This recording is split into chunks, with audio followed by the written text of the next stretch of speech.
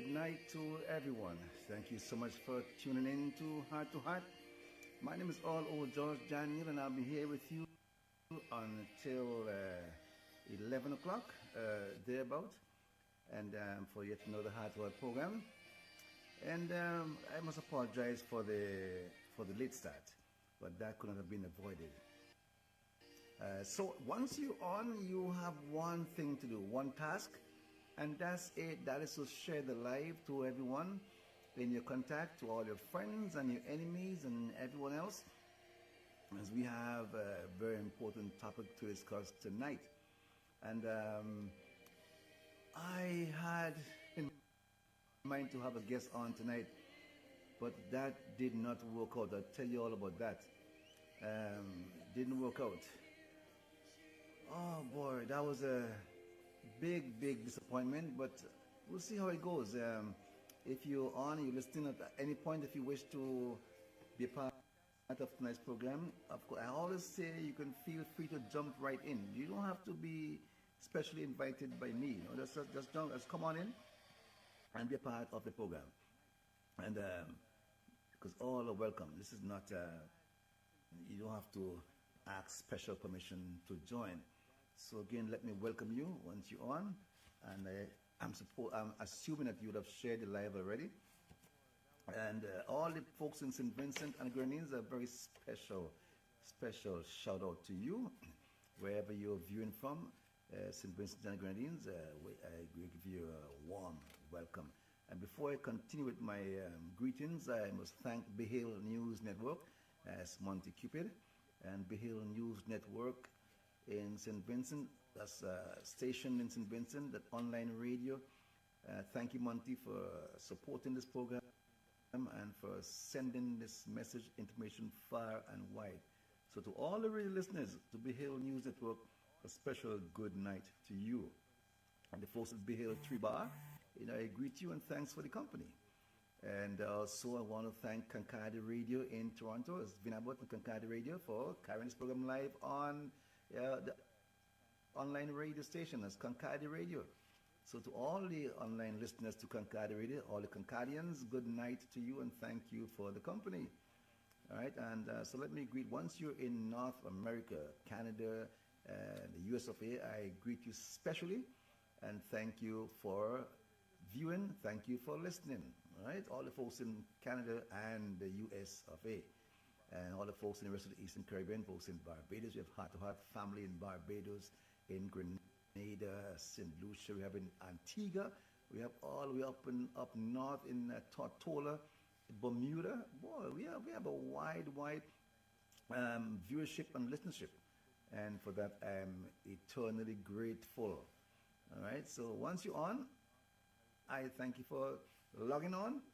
And if you want, you just feel free to participate in tonight's program and feel free to jump in if you need to jump in, right? So before I do anything else, let me, do we have any housekeeping matters? Anything happening locally? And what's happening locally? Is any big event coming up in Montreal? I don't think so. I haven't heard of any event coming up this weekend in Montreal. What I do know is that we are still experiencing terrible weather. It's spring has sprung theoretically, but in practice, spring is not here. It still continues to snow in Montreal. The mornings are cold, the days are cold. We still have minus degrees, minus 5, 10, 12 degrees. Still have that kind of temperature in spring. Minus spring started when? March 20? Today's April 9. And we still have snow on the ground. Yeah, every day you can see the snow is reminding us that the winter hasn't gone anywhere. Well, so much for those people who don't believe in glooms for them, right? So the weather is still cold, so we cannot really dress as we want, as we would like to. There's no reprieve from the winter. We're still there. We're still there. We're still in the thick clothes. We're still in the hat and the boots and all that. Nothing is strange. Oh boy. So I'm not going to even be optimistic and say by the end of the month we'll be okay now. So that's what's happening in Montreal. Nothing more to report than cold weather. And the same thing is in Toronto. I'm not sure for out west, out in Alberta. I'm not sure for the weather out there. But in Toronto, I think they probably have it worse than us here in Montreal. I don't know for New York. I know New Yorkers have good weather. So maybe someone can give me a weather report from out of New York. I know St. Vincent has perfect weather. So folks in the Caribbean, there's nothing to complain about, nothing to worry about. You don't have to. Nothing to worry about. You go about your day merrily and you're in your shorts and all that and you're sleeveless and all that, and that's okay.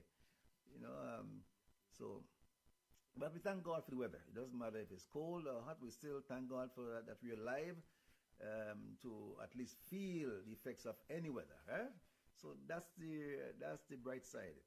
That's the bright side of that. Wow. So you are viewing and listening to Heart to Heart. What is Heart to Heart? This is where we discuss matters of the heart.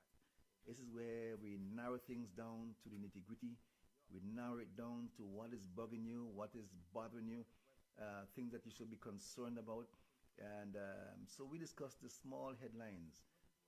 The small headlines that's relevant to you, relevant to your livelihood, to your happiness and all that. That's what we talk about here. So we chit-chat and we bounce from one topic to the other. So we have a main topic, but we bounce a lot. Bounce around, but at the end of the program, we guarantee you that you would have been, happy that you tuned in. All right? That's the whole point of the program. Good night to you, Sister Cynthia Byam. Good night, good night. Oh, boy. Yeah.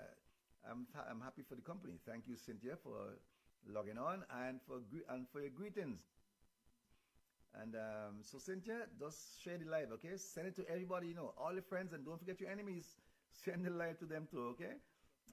Right, so that Cynthia is on, and she has given her greetings. Right. So, yes, boy. So my special guest was supposed to be on tonight, will not be on, and I will explain why. And it's a sad story too. It's a sad story from my point of view, a very sad story. And so what we're discussing tonight, the main topic for tonight, as I put up on the screen already, is do we as a society have any obligation to the poor and needy? I have to add the needy part of it, right? But so do we as a society or individuals, do we have any obligation to look out for the poor? To help them to change their status.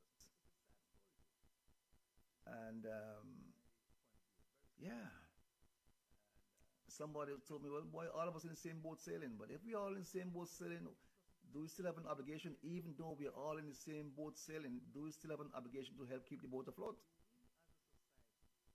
You see, that's the question that we're going to be discussing mainly tonight. Do we as a society or as individuals have an obligation to the poor in any way, shape, or form? Should it be our concern? Main topic for tonight, but we're going to be bouncing around back and forth, all right? Well, I did mention, before we get into the topic, let me give my condolences to my good friend in St. Vincent who lost her husband in the last week or so. That's Debbie Dalrymple. Yeah, she lost her husband, Roger Dalrymple, and he was buried yesterday.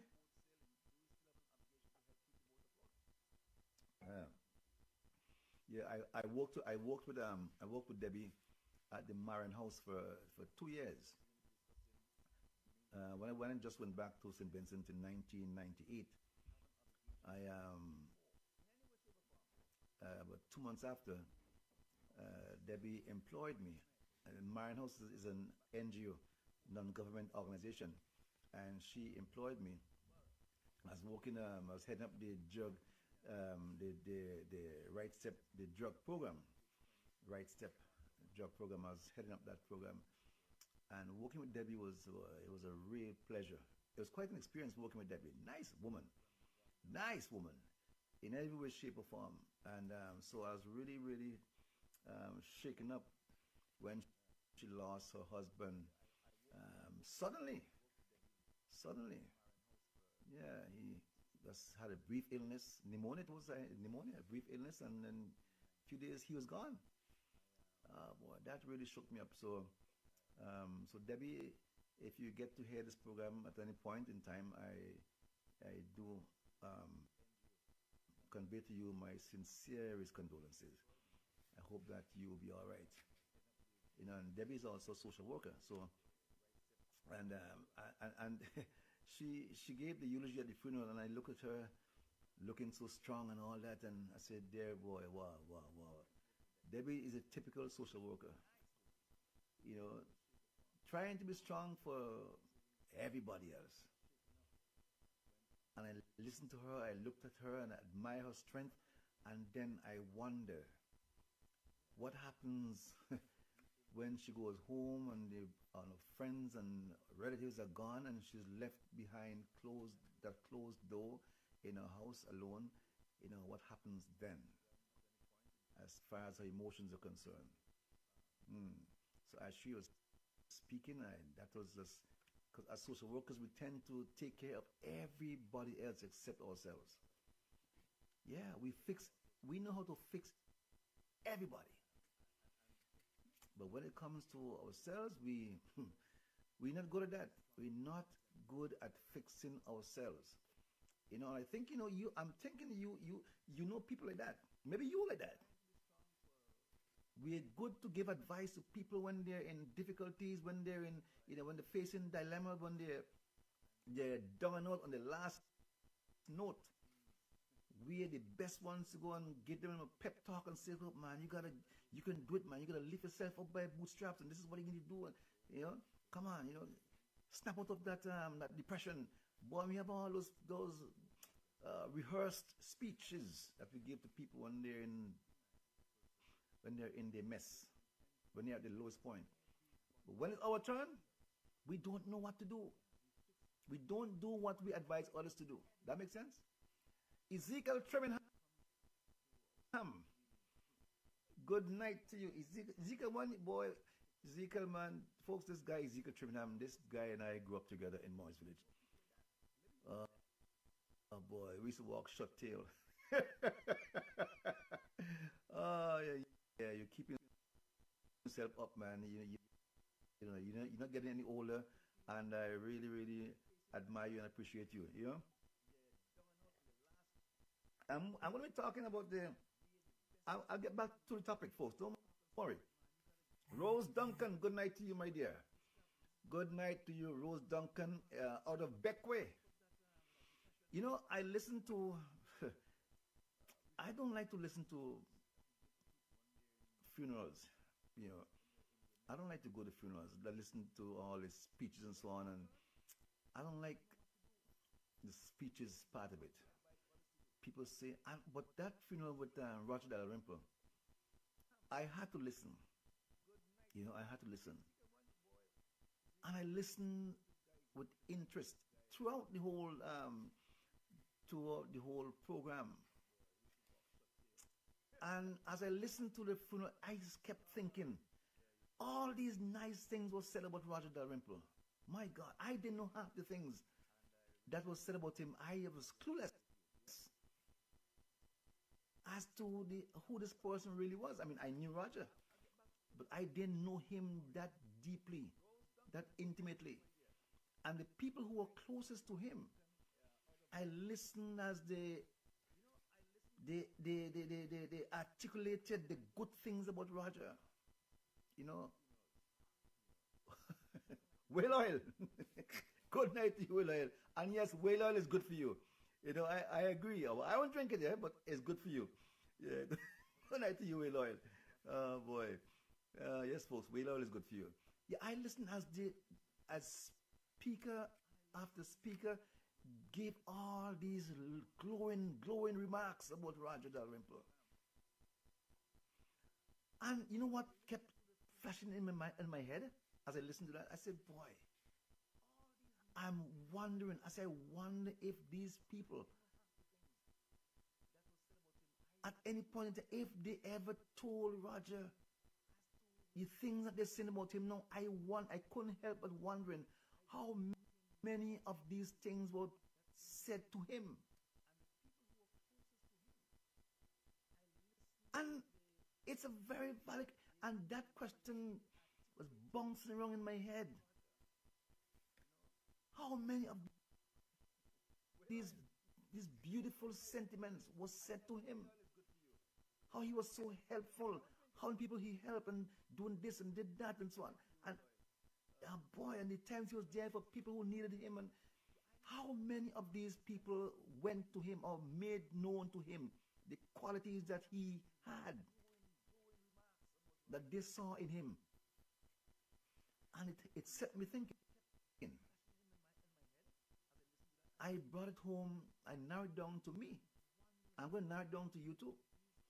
There are people in your life who you're best friends with, who your relatives and all that, and your parents. Last, do you really make it a practice to tell people around about them? Do you make that a practice?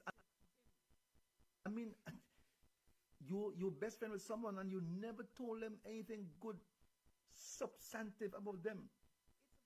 You never explain to them the qualities that you admire in them. You take it for granted that it's not necessary to say it. And look at all the flowers, man, that was loaded onto his into his grave. A lot of flowers, man. It was packed to capacity types.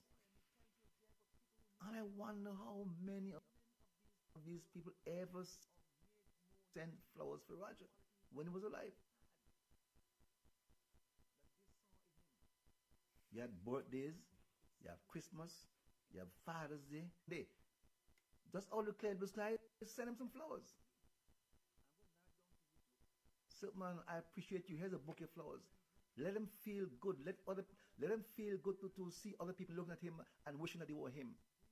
To receive a bouquet of flowers for no reason at all. Then they ask him, Roger, is it your birthday? No. Who sent you those? I don't know. Some random person sent to me, saying they appreciate me. So I want us to sit down and think. There are a lot of people around you, around us, who deserve flowers now, who deserve good remarks now, who deserve compliments now. The people in your life, in my life, who deserve to hear some good things now. I want you just to see what you think about that. And yeah, that bothered me, man. So I listened to the funeral speeches and so on, remarks, but with a different twist. It bothered me how many of these things did Roger get to hear about himself. Did he know how helpful he really was to people? Was that ever explained to him, articulated to him?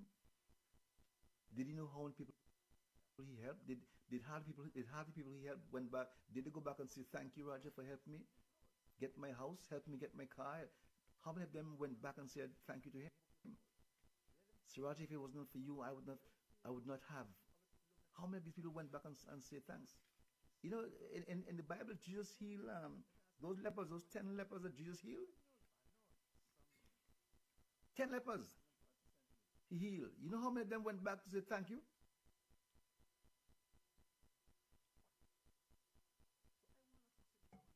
I want to leave it for someone to type in and give me the number. Out of 10 was suffering from, a disease for years. And one day, a man passed by and healed them instantly of that disease. Guess how many of out of 10 told him thank you, said thank you?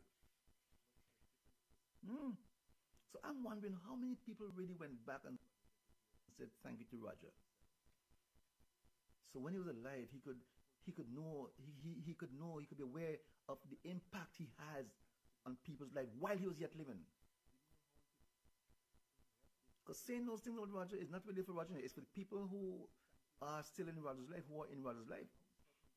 It's just for them to hear how good a person he was. But those sentiments means nothing to Roger. or to the person who is deceased. It means nothing to them.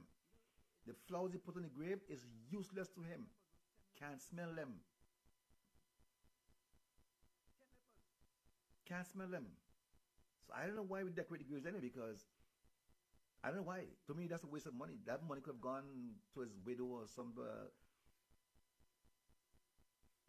I don't know. To me, I have a different view on that. Different view on that. Yeah, that's money could have been redirected other places. So he can't appreciate the flowers. So I have an issue giving things to somebody who was departed, things that they can't not appreciate. And when you are alive, you feel miserably to give them an ounce of what we gave them when they left us. I want us to think about that really, really. Anyway, let me get back to So my duty is to keep in touch with Debbie and to support her, in any way I can.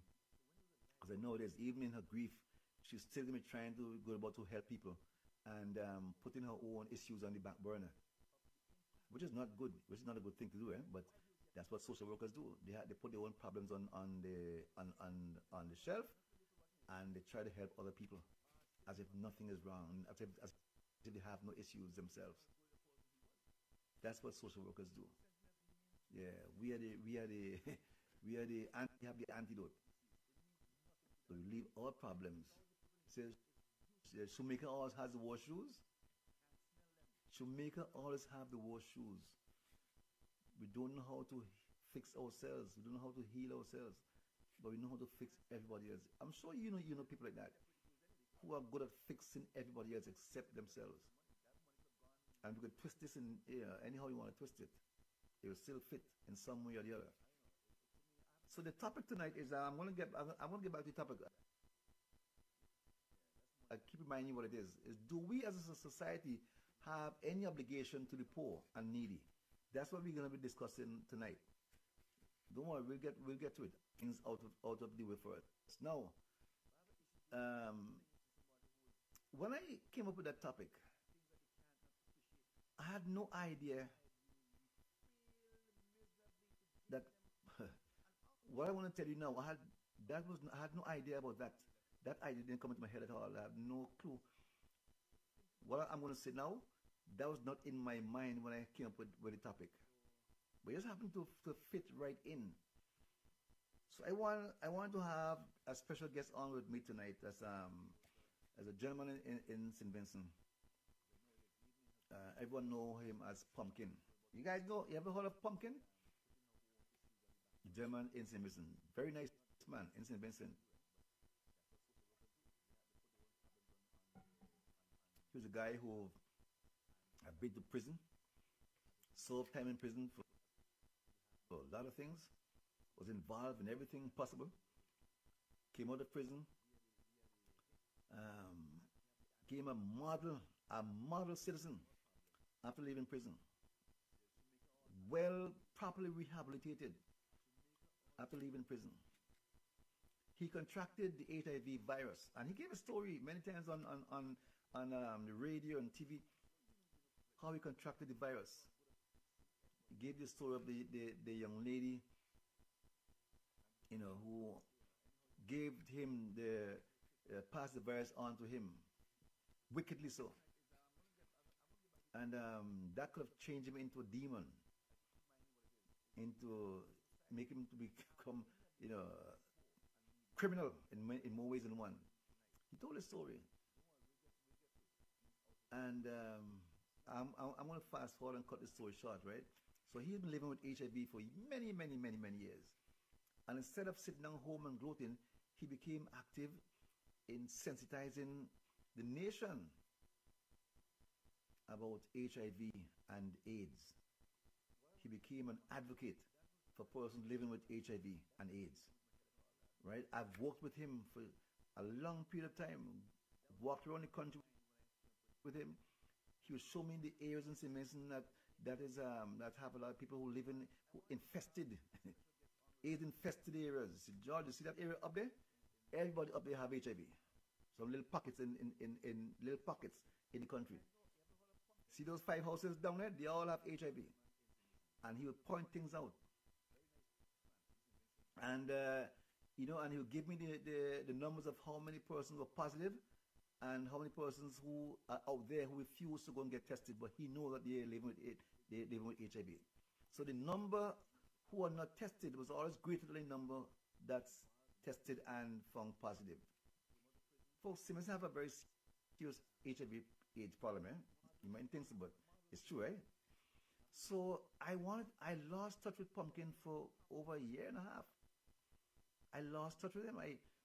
His number was in my old phone that when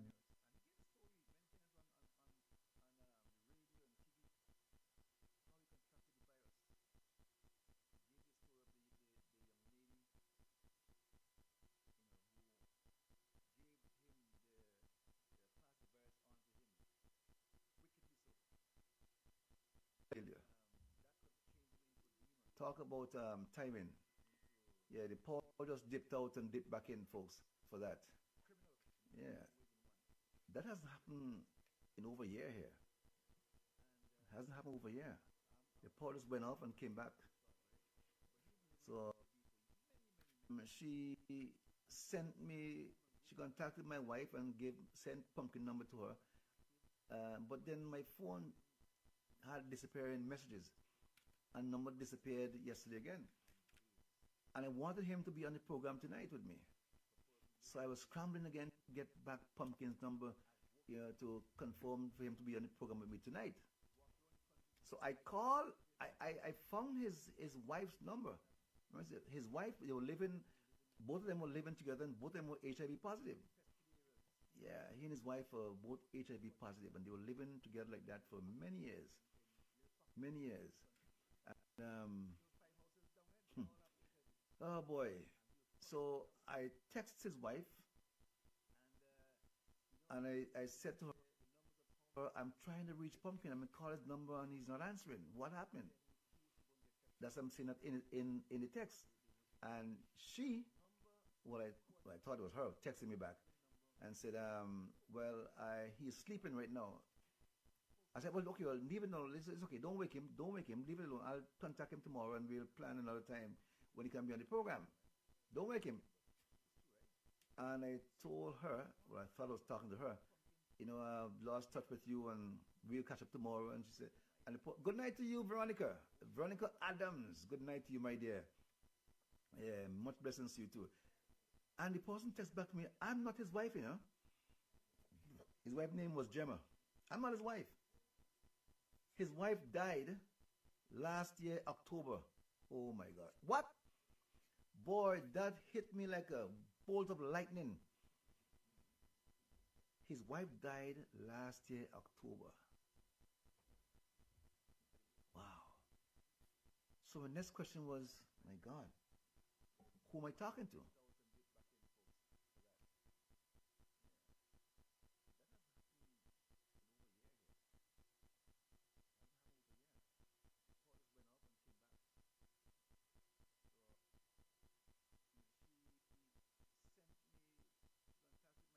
Son had I'll get back.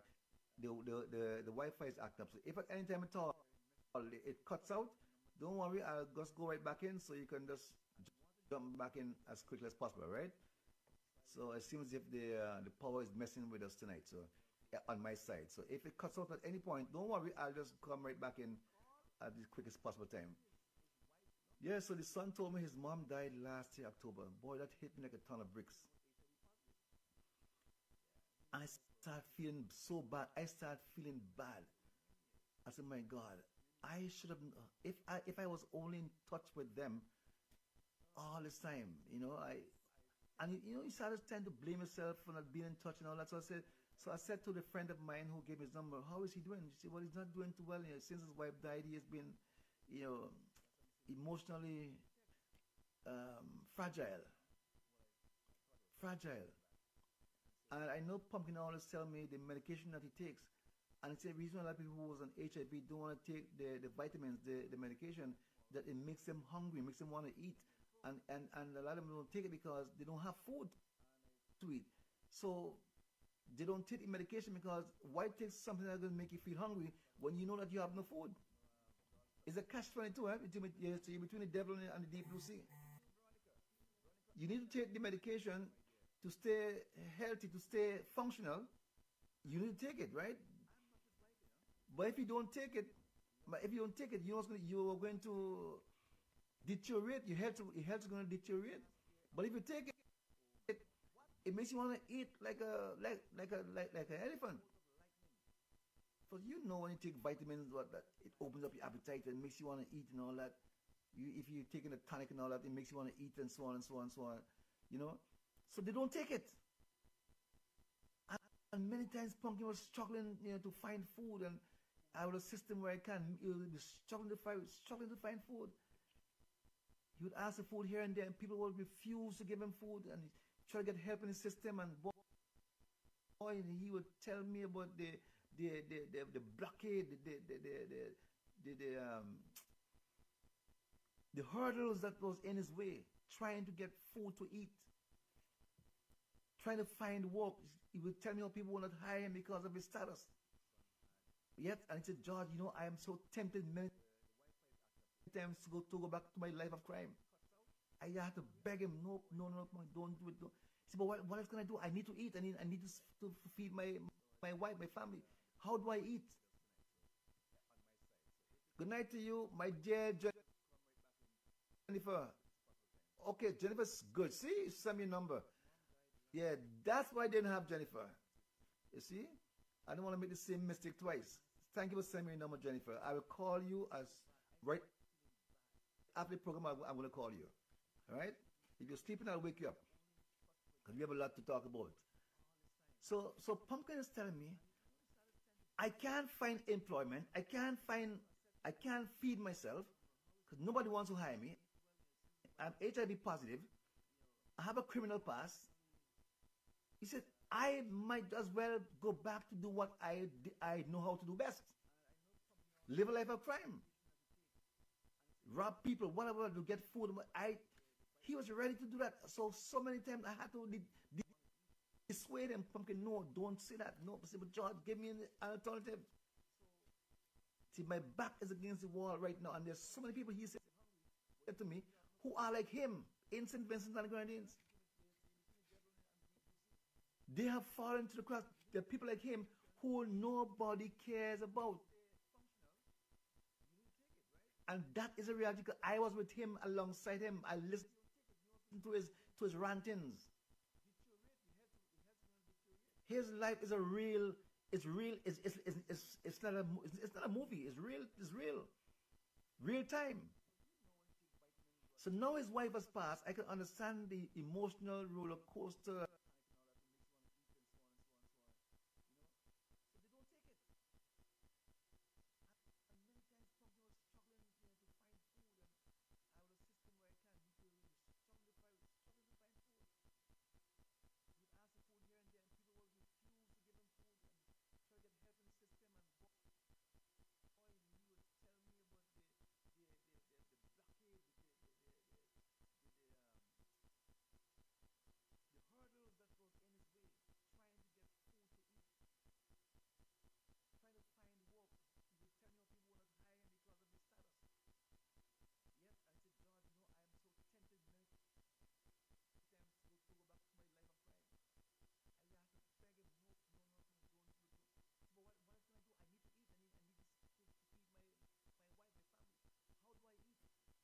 And this man, he's not lazy, eh? He loves to work. I'm not sure if he's still there.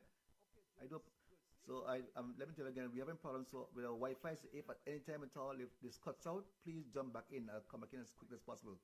We're experiencing poor shortages here. Dips in it's dipping. The electricity is dipping. Yeah, so I'm saying the topic tonight is it's timely. Do we as a society have any obligation to the poor and needy? I'm thinking a person who's rich, does a person who's rich understand what it is to be poor? The people who are born rich, eh? They have no clue what it is to be poor. They have no clue what it is to be hungry. I'm asking myself, do the rich people really care about people who don't have? Or do they just give to the people who don't have just to show? It's a show. It's a status thing. See, I'm giving to the poor. But do they really, really care about people who are poor? Because if they did care as much as they say they do, they would do things that will lift them out of their poverty, not just give them a daily bread. They will give them, they show them how to create wealth. You don't think so? Hmm? They will show them how to create wealth, how to lift themselves out of the poverty. So what do we think about the poor? They're with us. This is society. Look around you. Left, right, center. A lot of us in the same boat sailing. The people who are walking and are desperately poor. You call that the walking poor. They're walking but still poor. You walking, you're gainfully, you're not gainfully, you're employed, but you can't qualify to get a mortgage at the bank. You can't qualify to get any loan anywhere. You can't qualify for anything even though you have a job. Because the job doesn't come for anything. What it does, it makes you eat a meal every day. So the job keeps you alive, not really helping you to live. You can't live. So that category of people is labeled the working poor, and that's a bigger batch than the people who are not working. So you have the unemployed, which is a big chunk. Then you have the working poor, which to me is a bigger chunk. People who are working but still poor. Before you get your paycheck, it's already finished because you borrowed $20 and your paycheck is $25. You borrowed so you know as soon as you get the next paycheck, it's $20 less. So you're working on with only $5. So when you get paid, you pay back the $20 and you borrow another $20. One day when you lose your work, or if your paycheck is late, your problems it ramps up. So this is very serious. So I say, look, man, let me discuss this thing tonight. So the pumpkin story really, really bothers me. It really bothers me. And what bothers me even more, there are people like him, more so like him, all across St. Vincent and the Grenadines. But I mean, people who are needy. I mean, needy. They don't know tomorrow where they're going to get breakfast from. There's children I've spoken to one secondary school. They are hungry. Without breakfast, no idea how they're going to get lunch. Many times teachers have to share their lunch with children or put their hands in their pocket and say, hey, go and buy something to eat. Their parents will send the children to school hoping that somebody at the school will give them something to eat, because the chances are better to get something to eat at school than at home, because there's nothing at home to eat. And I was speaking to someone yesterday, a young lady from St. Vincent, and she was telling me, boy, she was so hard on the poor. She was telling me, boy, the people not poor, they're lazy. They can do things to help themselves, and she was telling me they're lazy. I said, explain to me how you're lazy. They can do farming. So I was telling her about this gentleman I know who was a farmer, and he's dirt poor. She said, why is a farmer poor? I said, well, he explained to me, he has lands, but he doesn't have money to buy the fertilizer, to buy this. He can't pay people to help work the land. He can't pay anybody to help work the land. Because of his situation, he's not 100% physically able, so he can't pay anybody to help him cultivate the land. And whatever he's able to get cultivated, you see the people around, the owners of the owners, Peter Lasting, owners come and reap his crop before him. So you see, it doesn't make sense he expend his energy trying to cultivate anything, because he's not going to be able to reap it for himself. So is it fair to say that man is lazy because he refused to go back to go and cultivate the land, knowing that he would not be getting anything from it? I'm sure you have heard of people who label the poor people people are poor as lazy. Even right here in Canada, people who are on, boy, the welfare people have been attacked for so many years and called lazy to be on welfare. And let me explain something to you. Most is on welfare here in Canada. Welfare, when you qualify for welfare, once you're 18 and up, and you're not working, whatever, you qualify for welfare. So you get 600, 700, 800, $900 a month, depending on your condition. If you have a mental illness or whatever, your money increases, right? So there are people, if you're a family of two, and you're on welfare, you have a lot of benefits coming to you, right? Daycare benefits, dental benefits, glasses, a lot of benefits coming to you, right? And you will be encouraged to get a job to wean yourself off welfare. Follow me? So the person who's ambitious, they want to work because they've been called lazy to be sitting at home and receiving taxpayers' money. They've been called lazy. So you're hearing that now. You try to get yourself a low-paying job, of course. Maybe a cleaner somewhere, working at a fast food restaurant, whatever, for a job.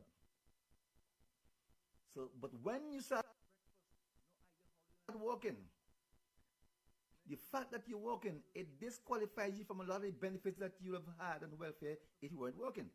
So now you got to pay for your own dental. Now you got to pay for your own insurance. Now you got to pay for your own daycare. But the money you're working for can't afford to pay for these things. So the common sense will dictate, if I was on welfare and I'm getting all these benefits and get a job, but the job can't pay me enough, would not pay me enough because of my qualifications or lack thereof, to pay for all these benefits I was getting before I have children, I may as well go back on welfare. It doesn't really allow for you to progress. So there are systems in countries the world over that are designed to keep you poor. It's designed to keep you at a certain level.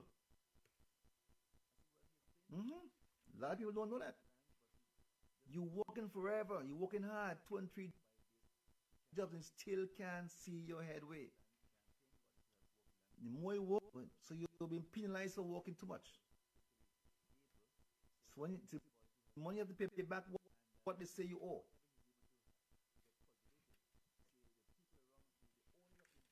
The working poor. There are a lot of people who don't give consideration to that category of people, the working poor. Somebody's working and they come and beg you for something. Boy, what are you begging for? You ain't working.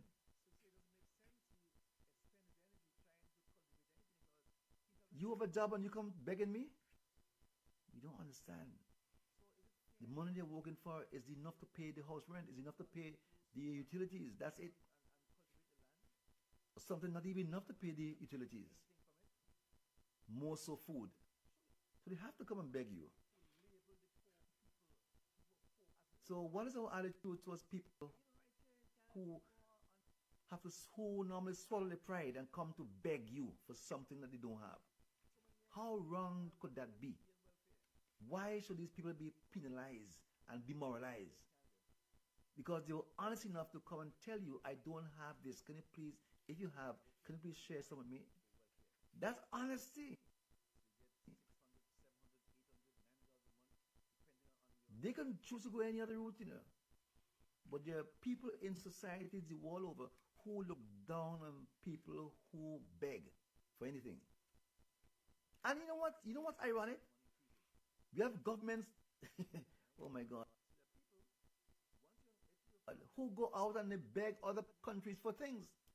And nobody criticizes them. On them. How hypocritical is that? This is heart to heart. This is what we discuss. We discuss the issues that would normally fall between the cracks. The nitty-gritty issues. And again, let me thank Monty Cupid and Behale News Network for carrying this program live on Behale Online Radio. And Kankadi Radio out of Toronto, Binabot, thank you for carrying this program live. for this program force is going far and wide. And once you're on, please, please, please share the live with everybody you know and who you don't know. So that's it.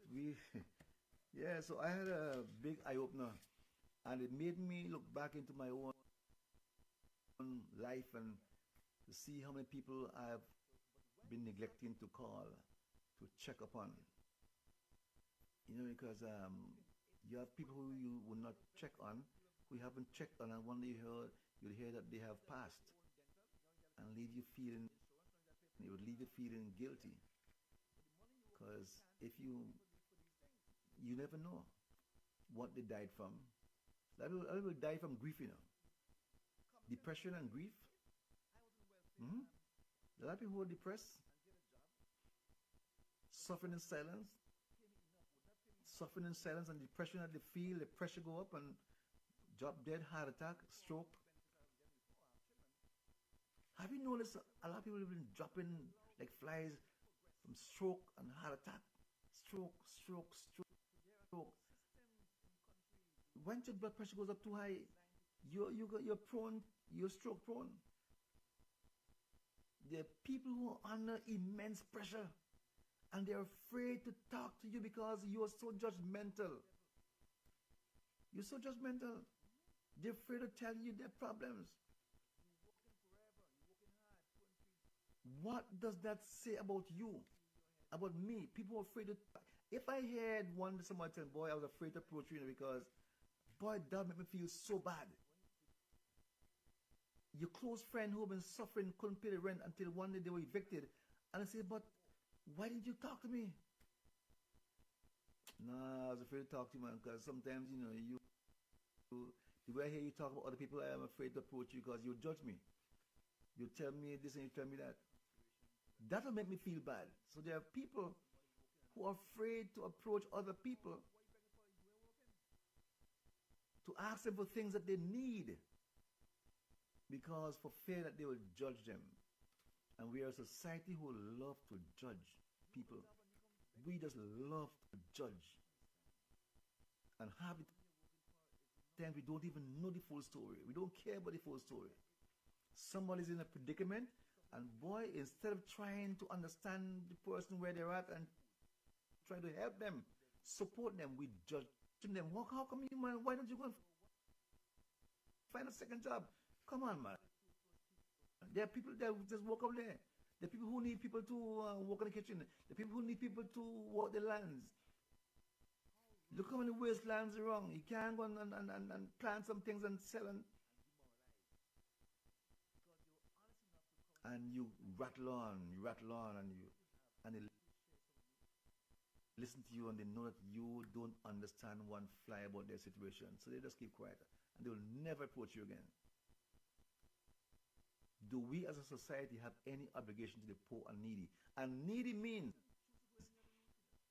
the needs that people have. It doesn't have to be food or money. Emotional needs, psychological needs, a lot of needs people have, different needs they have. But we won't know what they are if we don't talk to them. Everybody has the issues dealing with. Everybody have their own issues dealing with.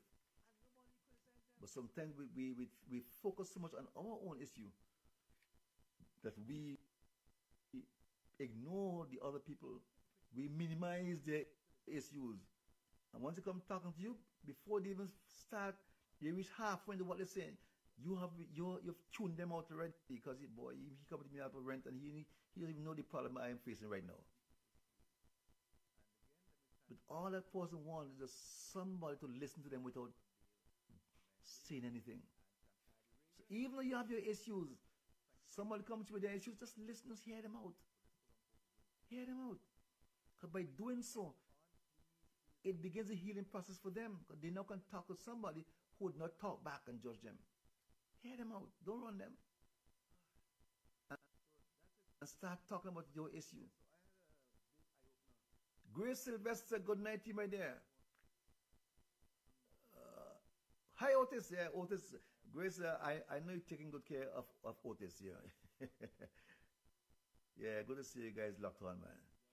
Yeah, I expected a guest on with me tonight, but I said earlier why he couldn't be on, and it was very sad reason too. But I'm gonna try to get Pumpkin on here next week.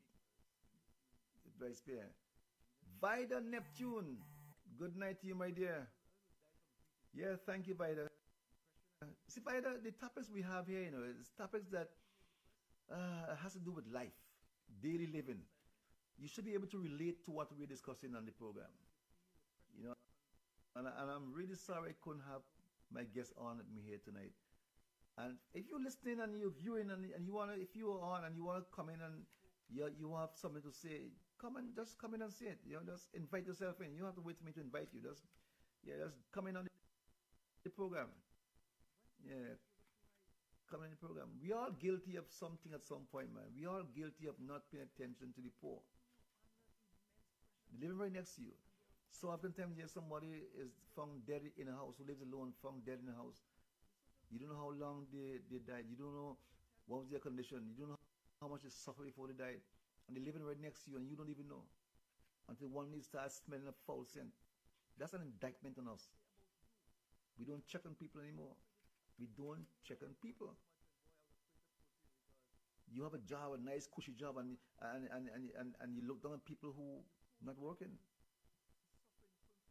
And you pass judgment on them as to why they should not be on the block and why they should not be walking around begging. But how are we going to prepare the next generation? How is the next generation going to be, boy, independent, be able to feed themselves and to think critically and all that and take care of themselves? If the children today are living in homes that are shattered, because you all say the children are the future, but if the future, meaning the children, are living in homes whose parents are struggling to make ends meet, they take turns in sending their different kids to school. So the boy will go to school Monday, Tuesday, and the girl will go to school Wednesday and Thursday. And Friday, everybody will stay home because it's the end of the week. They didn't know nothing much on Friday. Yet people who do that, they run their family, they run the kids on shift system. Because they can't afford to pay the transportation for all 3 children to go to school. So they take turns as who would go when. And when the teacher at school see that this little boy has been late for how many times, boy, they pass judgment on him rather than trying to find out, pass the message on to social welfare department if there's one that's functioning and there's an investigation is launched into that family. Okay, we receive a report from the school that your child has not been seen in school for the last 2 weeks. We're here to investigate what is the problem. You may go and talk and the mother will tell you, look, man, we haven't had food for months.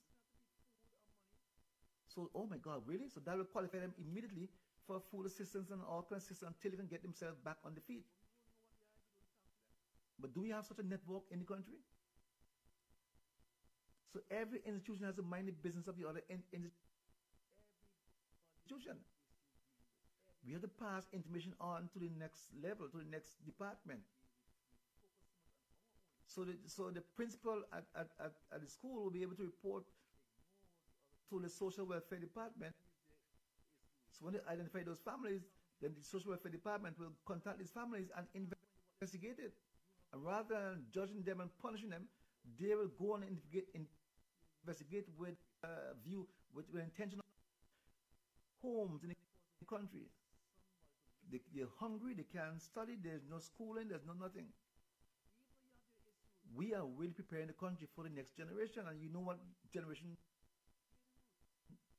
what it's going to be like. So when we now who are speaking, who fail to do the preparation, when we're sitting in our homes and trying to enjoy our old age, we will be terrorized by these little kids who now big and stronger and hungry and criminal minded. They will terrorize us. They will come back to haunt you because they never got the care that they should have had. They learned nothing from. Boy. So this topic is a heavy one for me. Because I take it personally. whenever I eat, I wonder about the people who can't eat. My mother always used to tell me, if you have a half of a bread and somebody beg you, don't say I don't have enough. Once you have the bread, you always have enough to share what you have with somebody else. If you can only manage one meal a day, which is breakfast, there's some people who don't have any meals at all. So you can actually share your breakfast with the person who had nothing coming to them for that day. There's no excuse. There's no excuse not to look out for the people who are less fortunate. There's no excuse. And don't blame the church and blame this, blame. We have to look at ourselves. What are you? What are we doing to help the people who don't have? What are we doing? What are we doing to help the people who don't have? When somebody begs us for something, do we judge them? Some people give things grudgingly, you know. They give things, somebody beg them and they give it grudgingly. They give you a speech. You ever experienced that? Somebody come to beg you for something and boy, the person will feel so bad. They will even say, no, it's okay, no, come take it. No, it's okay, I good. Because you gave them grudgingly. Give them a lecture. How is it that you always have to come and beg for this? Why is it that you can't find yourself a job, something to do? There are people who are looking for people to work. You know, you're a strong, healthy man. There's nothing wrong with you. You have your health. You have a strong. You have a strength. Why don't you go and find some work to do, rather than begging? You even have a child. Is this the example you want to set for your children? And boy, you gave that man a lecture. He will never beg you again. He'd rather go and steal than beg you because of your judgmental attitude. And when you hear the news now that he stole, he broke into debt, and he stole and blah blah, then now you start to judge him. See, I know he's up to no good. All you can do is just steal and live life of crime. Lazy people. And you know what? You know what the breaking news is? A lot of people who are working now, they're working poor. Guess what's going to happen when they retire? They can't even think about retirement because there's nothing to eat now. You think they can put aside anything prepared for the retirement? Because one day they have to stop working, right? What happens to them when they stop working? There are people who are retiring from work and still have a mortgage to pay. It means more likely they're going to end up losing the house because they can't afford to pay the mortgage. When they were working, they were really struggling to pay the mortgage. But now that they're retired, you think they can pay the mortgage? You think they can pay the rent, which keeps on going up? What happens to the people who retire and don't have? And they live in a country that don't have a social security blanket to catch them? Is every man for his own order? Every man for himself. What happens to these people? And they live in a country where people no longer care about them. People only focus on themselves only. What happens then? And we live and the country demographic keep changing because more and more people from outside are coming. They don't really care about you. They don't know you like that. It's going to make it harder for you to communicate with them down the road. Adina Neverson, my herbalist, good night to you. Yeah, Dinah, I've finished taking my stuff, I'm yet to start on the last one. I gotta call you to get the instructions. I can't remember the instructions for taking the last one. But I was speaking to somebody about you today. They're having some issues with nerve issues and so on, and arthritis and all that. The arthritis. Somebody in St. Mason. I said, you know what? Have you spoken to Diana? I said, who's Diana? I said, don't worry, I'll send you her contact. Yeah. Then I hope that one day be able to come on the program and we can discuss in details a lot of things. Ah, boy. So, folks, this program is not an easy one for me to do tonight. I'm telling you. Yeah, I'm feeling. I was walking today, and I was observing how I'm walking. I'm much lighter. Before I was lethargic. I was heavy. I felt the weight, and walking. But now my steps are quicker. Yeah, my steps. My system is more. How to say? I feel lighter. I feel better about in my body after taking that all those stuff, man. Yeah, I think more people should latch on to you and find out from you what they can do, to the best of their financial ability and so on, what they can do to start living a better life. We tend to make the financial investment for the future in terms of pension and all that. But that would make no sense if we retire in poor health.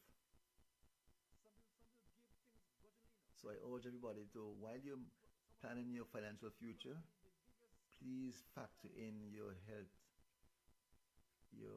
Make some investment, make the right investments for your health. So as you age and as you retire from work, you can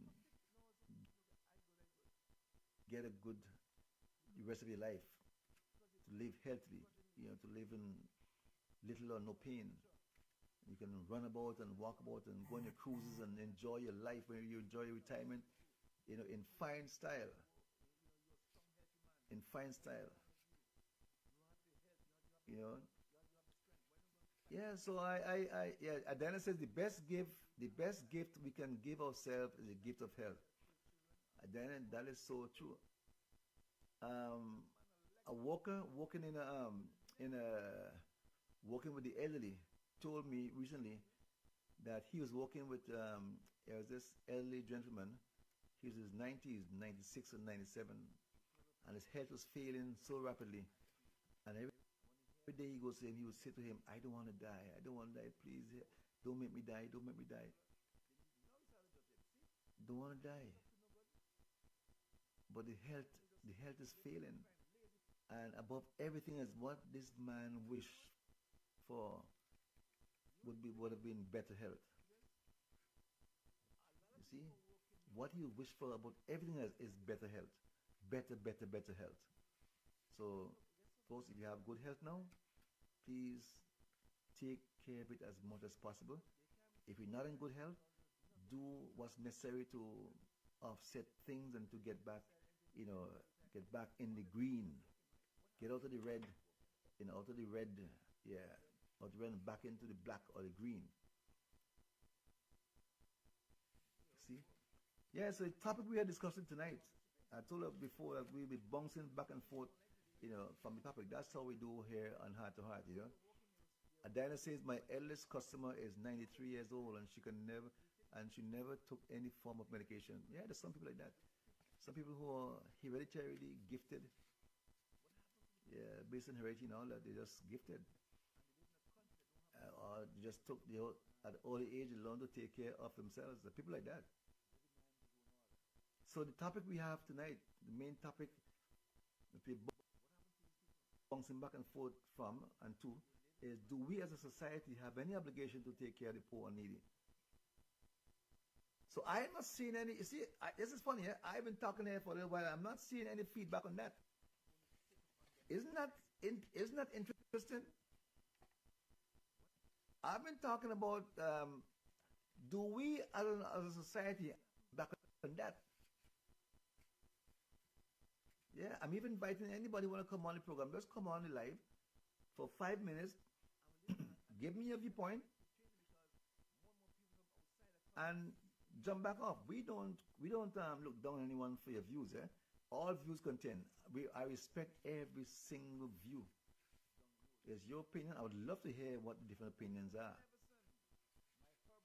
Do we still call people who are not working, who are unemployed, do we still label them as lazy? Do we find reasons to label them as lazy? People who are not working, do we find ourselves sometimes calling them lazy? Either we don't say it, we're thinking it.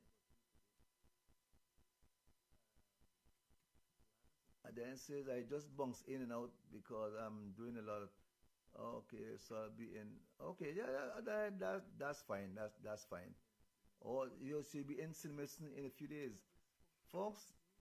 A Diner Neverson Orbitus certified is coming to St. Vincent in a few days.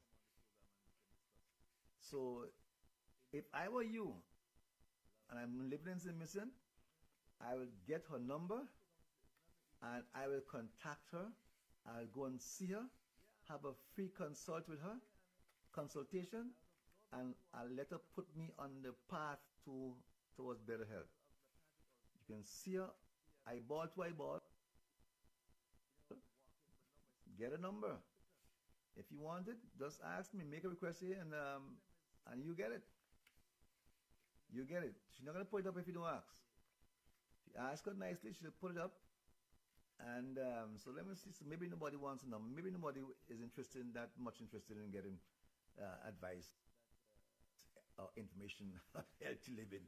Yeah, that's boring. I was saying that's boring, man. No. One guy told me, boy, life is short. I'm going to enjoy it. I'm going to spend my life not eating this, not eating that. Now I'm going to eat everything I can eat. Once I have eat it with moderation, it's fine. I don't have to pay attention to all these things and put eating right. No, nonsense. Yeah. So that's health as well. So I've been talking about the poor or needy, and it's not a very exciting topic.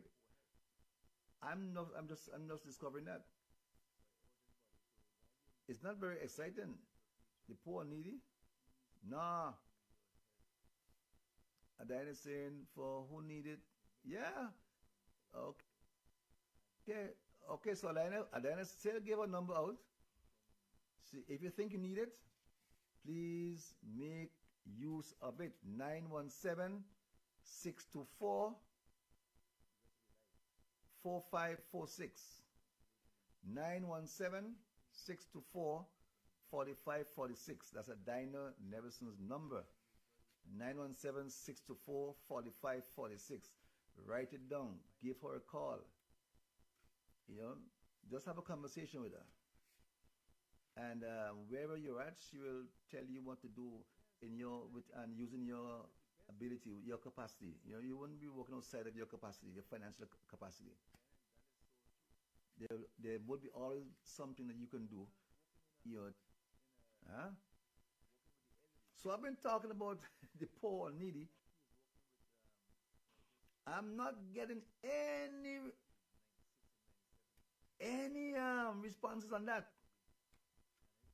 No, I can interpret that anyhow I want to interpret it. Because I know for a fact that there are poor people all across the country and there are needy people all across the country. I know that for a fact, but two established facts.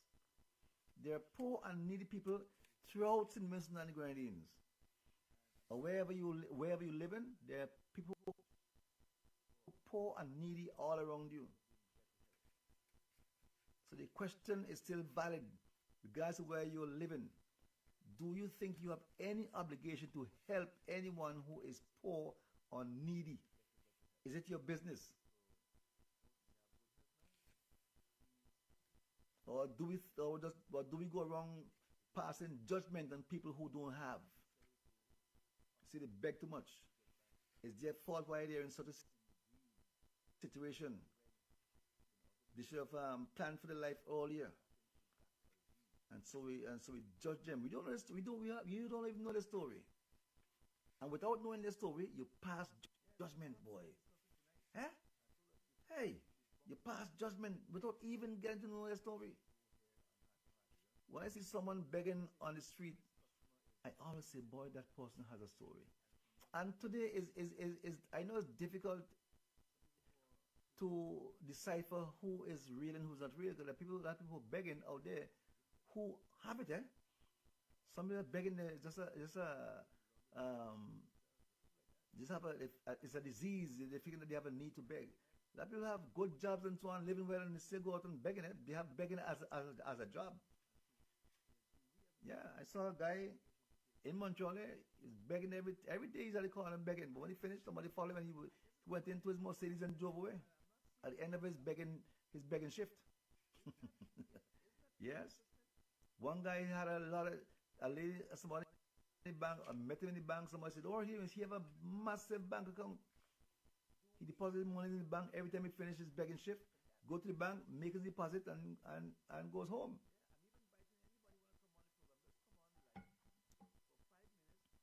So there are people who would try to scam you, right? But there are ways to get around that. There are ways to deal with that. When someone meets me in Montreal and say I have no food, right? I won't just, rather than giving them $1, because tomorrow how are they gonna eat tomorrow? I'll give them information and say, well, here, you have no food, so go there. At least you have a meal twice a day. Doesn't cost you anything. Go there and you'll get food. So give them information that they can use. And when they finish, they'll give you groceries once a month, whatever. They give you groceries and all that, right? And then you have your welfare check. You qualify for welfare. I'm sure you would qualify for welfare, right? So you qualify for welfare. So you have a place to live. You can pay rent, and you can whatever left over. If the food finishes from the check doesn't go far enough, you go by this food kitchen, soup kitchens, and they give you soup and whatever else. So you can get things to eat. So I'm not going to give you $2 because I'm not sure what you're going to do with that $2 anyway. Right? I'm not sure what you're going to do with it. Because I know a lot of scammers out there. So I'll have a conversation. I'll talk to you. Why are you begging? Why are you on the street? What's your story? Say, well, I so and so and so and so. Okay, well, what area do you live? I live in Courtenay area. Okay, so there's a soup kitchen in Courtenay, or there's one in Lachine, there's one in NG, there's one. Yeah, go there. Here's my number. If you don't get through, call me back.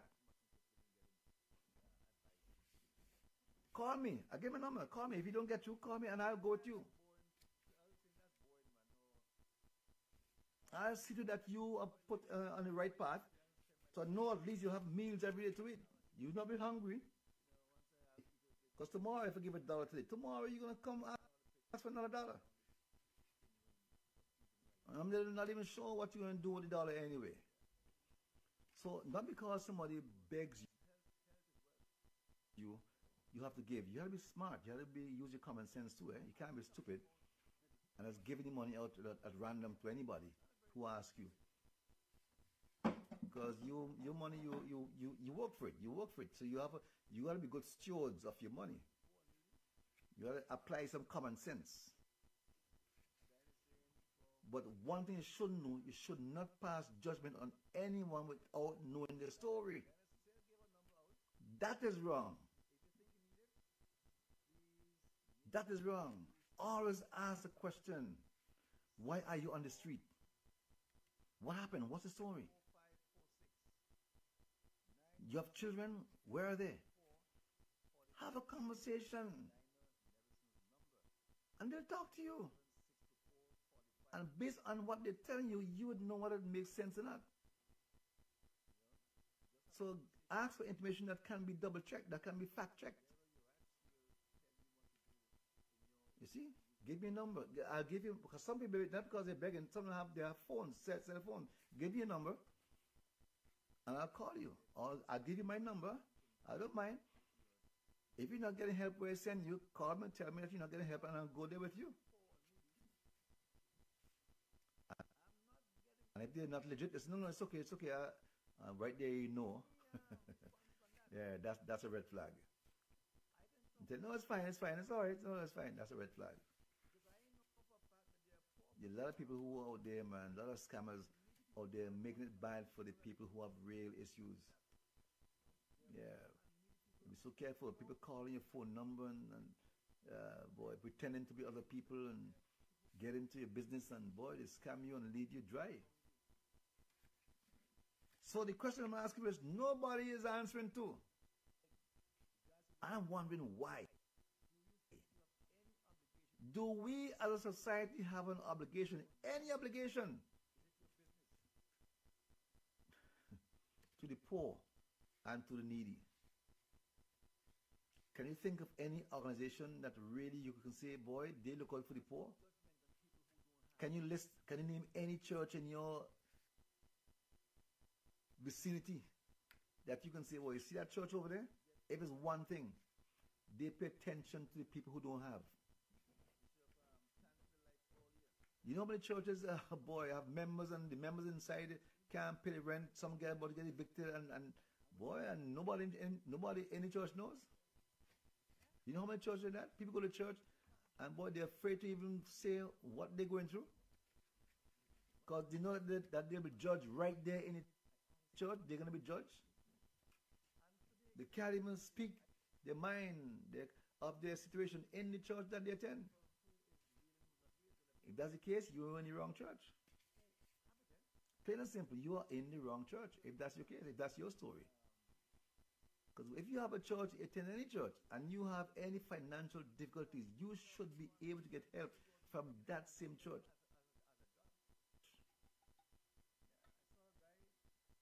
And once the church leadership knows that, they should not let you leave the church until you've been helped financially or otherwise. If you speak to your church priest or pastor before Sunday, she says, okay, brother, or okay, sister, I'll see you in church on Sunday. But when you come to church Sunday, boy, the church service should be about you. If that's not the case, you're in the wrong church. Yeah, plain and simple. I'm going to church every Sunday, paying my tithes and giving my offering and all that. And the day I'm not working and times are hard, I've fallen into hard times. I'm about to be evicted. I have 3 months rent, 3 months behind in my rent. I can't eat. And the church can't be of any help to me. I'm in the wrong church.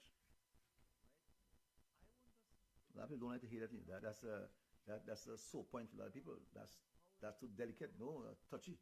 Don't go there, George. Don't go there, man. Give the church a break. So that's the question, what is church anyway? What is church to you? What does church mean? What is church? How do you define church? So how come so many people in this society are hungry and needy, and we have so many churches? You know churches in Simmons? I don't, boy, Simmons have a lot of churches. Almost every corner in Simmons probably have a church. And every time they have a gathering, they collect money from people. So how come we have a problem where a lot of people are starving? Families can't eat, children not eating. You want to tell me the churches don't know? The church in that area, that village, you want to tell me that they don't know? And if they don't know, how come they don't know? They're supposed to know. So if they don't know, they're not doing the job. So I can't call a church. If your church is in a village and the church doesn't know who the poor people are, who the people with food, can't pay transportation, can't. If a church doesn't know that, that's not a church. Put me in that. That's not a church. I would love somebody to come on live and have a conversation about that to me. Come and argue that with me. Tell me, no, George, you're wrong. Tell somebody, please tell me that I'm wrong. When Jesus was on earth, anywhere he went, and there was a need, he attended to the need. Once he was aware of it, and once the need was articulated to him, was explained to him, he attended to it. He made sure that need was taken care of. If I'm wrong, somebody please tell me, George, no, you're wrong. So we have a lot of churches, quote-unquote churches, in the society, spread all over. But the objectives, questionable. no, no, don't do that. No, once it's a church, no, that's a, no, no. Not all church is church. That's another topic for another day. Not all church is church. You better believe that, eh? Boy, sorry, I should have my pastor on here tonight. I should invite him on to come on tonight. Yeah, invite him to come on. I'll bring back the same topic. I'll bring it back. But hopefully I'll have get Pumpkin on. Yeah, those of you who joined me late, I started out with saying I wanted to have Pumpkin on me tonight. Pumpkin is a gentleman in Simonson who has been suffering from with HIV for many years. He has a criminal past, but he has been reformed and has been living a model life in the Benediction Society. And I was not in touch with him for over a year. And I regret that, really, really regret that. Tonight I called earlier his house. I finally got back his number because I lost his number. Finally got it back. The number I had was not the right number. And someone answered, like his phone didn't answer. I called his wife's number. And someone, no, I got no answer. I texted the wife's number, and then someone replied to me in text some minutes after, maybe half an hour after, and told me this is not Pumpkin's wife texting you. So I said, well, who's texting me? She, her son. She, where's the wife? She, well, his wife died last year, October. Yeah, so 6 months ago, his wife died. Boy, that shocked me, man. And someone who was close to Pumpkin said that since his wife died, he's not been the same again. He's not been the same person. And I was reflecting how many times has Pumpkin said to me, George, I just feel I'm tempted to go back and do a life of crime. And he was said with conviction and water in his eyes. Doesn't want to. But because of situations, because he's HIV positive, because he has a criminal past, people look down on him. I saw a guy pound the pavement up and down looking for work. I even went many times with him to get work, to help him apply for work. I'll be a reference for him. And people refuse him work because he is HIV positive and because he was an ex-con. And he's on medication, and the medication, when you get HIV medication, the vitamins, they make you want to eat. He would say that to me. Which is why a lot of people who are HIV positive, but who haven't been tested, that he knows that they're positive, they refuse to take the medication because they want to eat. It makes them want to eat and they can't afford to eat. There's nothing to eat. So why take something that will want to make you eat when you have no food to eat? So they won't take the medication. And you know what happens after that, the consequences for that. So many times he's hungry because of the medication. He has no food to eat. And when he would beg for food, people would judge him and say, "But man, you look strong and healthy. Go and find work to do." And they will judge him, and he will feel judged every single day of his life. Both of them HIV positive. Now she has passed, and he's in emotional mess, I was told. So I want to reach out to him tomorrow. I'm going to reach out to him tomorrow. If you're hearing this information and you feel you can help in any way, let me know.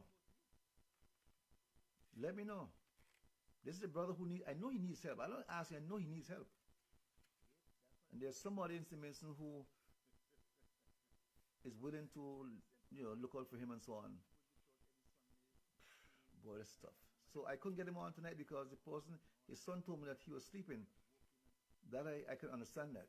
He must have had a really hard day, boy. He must have had a frustrating day. So even up until 8 o'clock he was sleeping. I was told he was sleeping. I said, let him sleep. Don't bother him. He was supposed to be on tonight. I was going to ask him to be on here tonight, and he would have been on, knowing him. But I'm going to make sure I get him tomorrow, whatever, and next Thursday, God's willing, I'm going to have him on here, this program, to tell you, having instant vision as a person who is an ex-prisoner, as a person who's HIV positive, living with HIV AIDS, and who wants to do better, who wants to make a contribution to society, but is not being allowed to do so.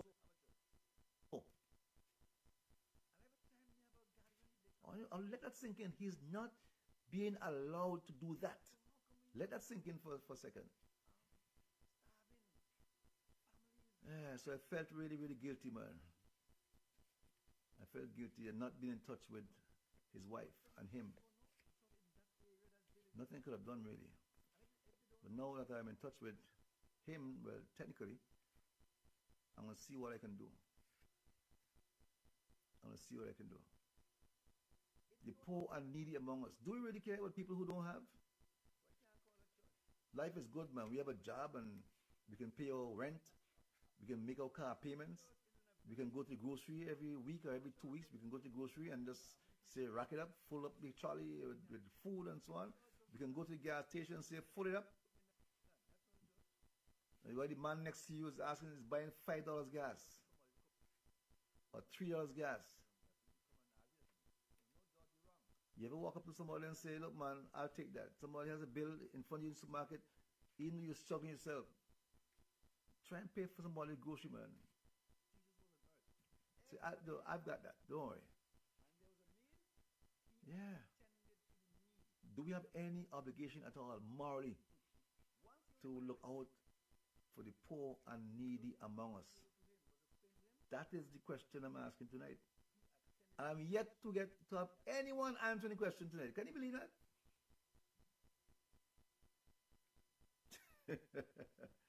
Boy, this is astounding. It's astounding. Because I'm saying, somebody please answer me. Please answer the question. What do you think? How many of us, how many people in Senegal do you think are judgmental of other people who don't have? We blame them for we call them lazy. You big strong man like you, not working man, you beg you ridicule them. You give them a lecture. Say you working and you begging man, you greedy man. You have no conscience. You working. Why is it that you begging me? You forgot there's a category called the working poor. People who are employed but still poor. That's a systematic problem. That's a problem. The system is designed to keep a lot of people poor. To keep us poor. And once you're in the system, there's so far you can reach. To get out of that, you have to develop your own strategies as how to create wealth for yourself. You can't follow the script. The script was designed to keep you in a certain way. You have to be thinking outside the box. You have to be innovative, creative. Come up with your own ideas and means how to beat the system. Beat the system meaning how to get past that label, that bar that they have you at. Yeah, they have a bar across, right across your forehead. You can't pass that bar. You can't go higher than that. So every year they will give you salary little increments, 1.2%, 2%, while inflation is 8%. They give you a raise of 2%. And expect you to be thankful. Wow, I get a raise, man. You get a raise of 3%. What's the inflation rate? You're still poor. You still can't afford things. You can't afford to pay your utilities. Yeah. Because when you look at the rate of taxes, the rate of your mortgage rate, everything rate, everything's higher than what they're paying you. The money is finished because you know exactly where it's going to go. So you start begging even before you get your paycheck because you know what they're going to give you is not enough to keep you going. Isn't that sad? That's a sad commentary. That bothers me. It should bother you too. Folks, I want to keep going, but unfortunately, we're winding down. Just have a few minutes, 2 or 3 minutes left for the program. I'll go longer if somebody jump in and talk with me. I'll go a few minutes longer.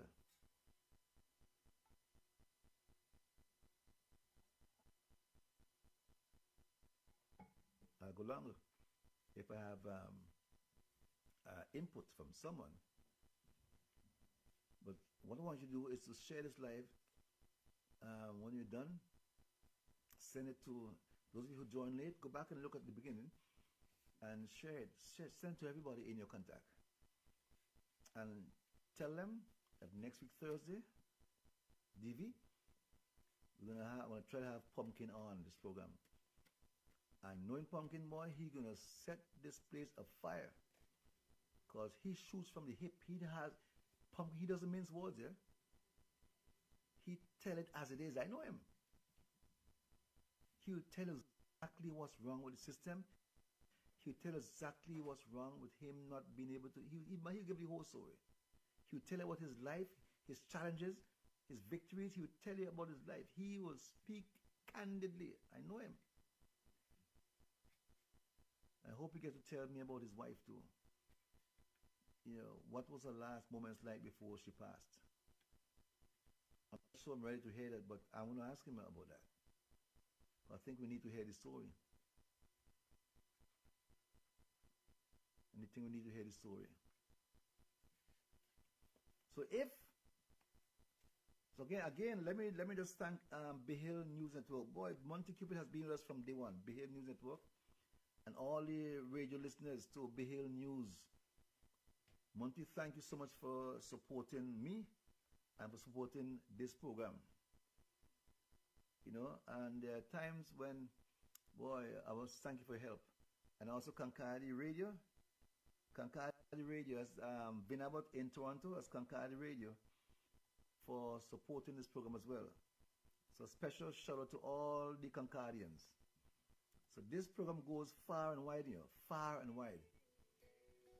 And on Heart What, we discuss things that people don't genuinely want to talk about. It's like how we are not getting any kind of comments on the topic. We don't want to talk about things that needs to be talked about. We prefer to keep quiet. We don't want to talk about it. But you know what? We should be talking about it. So I hope that when we retire to our beds tonight, we will be thinking about what we're discussing here tonight. Think about it. Let the thoughts flow through your mind. And think about what you can do to help the people who are in need. Come up with ideas as to how you can help Pumpkin. Inbox me. Say, George, I've listened to you on talking about Pumpkin and the situation. I want to help. Inbox me. I want to help. How can I help? I'll tell you who you can contact in St. Vincent and help him directly. Yeah, put you on to him and give you his number and you can communicate with him directly. Nobody has to know what you're doing. Don't let your left hand know what your right hand is doing. You call him directly and say, Pumpkin, I heard about your story and I want to help, man. I want to help. There's another young lady on the program tonight, on the live tonight, who needs help. I know she needs help. So I'm going to ask next week, get her permission to speak about her situation. And if possible, get her to come on next week as well. So next week's program is going to be designated to the poor and the people who are in need. So keep that in mind.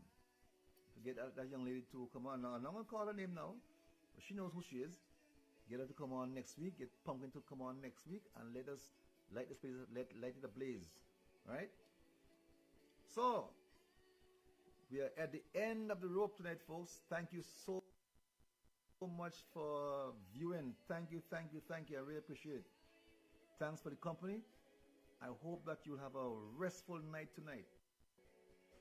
But at the same time, let the thoughts flow to how you can be of assistance, how you can make a difference in somebody's life, right? So tomorrow is another day, a brand new day. Please check on somebody. Call somebody who you have not called in a long time. Call them. Say, I'm calling just because I want to check on you. They will appreciate it. Check on somebody tomorrow, please.